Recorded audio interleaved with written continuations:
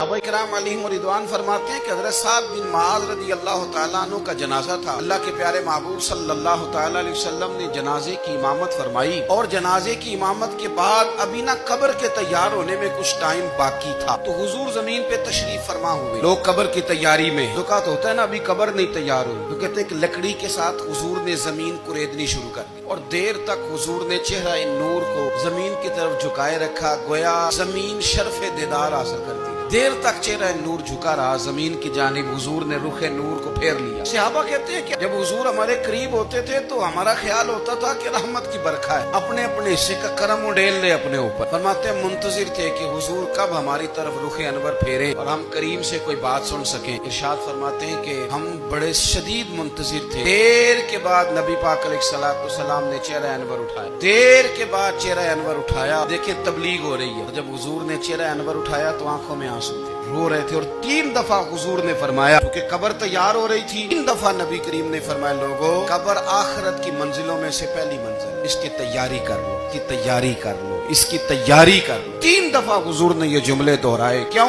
एक मैं तबलीग करता हूँ पर उसमें न दर्द है, न रोना है, न वो लबो लहजा। हुजूर दावत दे रहे हैं कब्र की तैयारी की, लेकिन उसमें आंसू है, उसमें खास रगबत है गुलामों की। अपनी जिंदगी के अंदर जो हमारा अंदाज़े तकल्लुम है, हमारा अंदाज़े गुफ्तगू है। सैयदना अब्दुल्ला इब्न अमर रज़ी अल्लाह तआला अन्हु रवायत करते हैं कि नबी पाक सल्लल्लाहु तआला अलैहि वसल्लम ने इरशाद फरमाया कि जन्नत में ऐसे भी कमरे होंगे, जन्नत में कुछ ऐसे कमरे, कुछ ऐसे मकानात भी होंगे कि बाहर खड़े होंगे तो अंदर नजर आएगा और अंदर खड़े होंगे तो बाहर नजर आएगा। यानी एक तो तुम आईने लगाते हो ना, दीवारें इतनी शफाफ होंगी कि अंदर बाहर से उनका हुस्न दिखाई देगा। हजरत सैयदना मालिक अशअरी रज़ी अल्लाह तआला अन्हु बैठे थे, कहते मैंने फौरन अर्ज की, हुजूर वो मिलेंगे किसको? वो जो इतने हसीन घर होंगे कि दीवारें ही शीशे की महसूस होंगी, अंदर बाहर से हुस्न के जलवे दिखाई देंगे, हुजूर वो मिलेंगे किसे? अल्लाह के प्यारे महबूब अलैहिस्सलाम ने फरमाया वो उसको मिलेंगे गुफ्तगू अच्छी करेगा, जो गुफ्तगू अच्छी करे, लबो लहजा अखलाक वाला हो, गुफ्तगू अच्छी करेगा, लोगों को खाना खिलाएगा और जब लोग सो रहे होंगे तो वो उठ के अपने रब की इबादत करेगा। उस शख्स को वो मकानात मिलेंगे जिनकी दीवारें आईने की मानिंद हो, जिनका हुस्न ताजा हो, जिनको अल्लाह तबारक व तआला ने अपने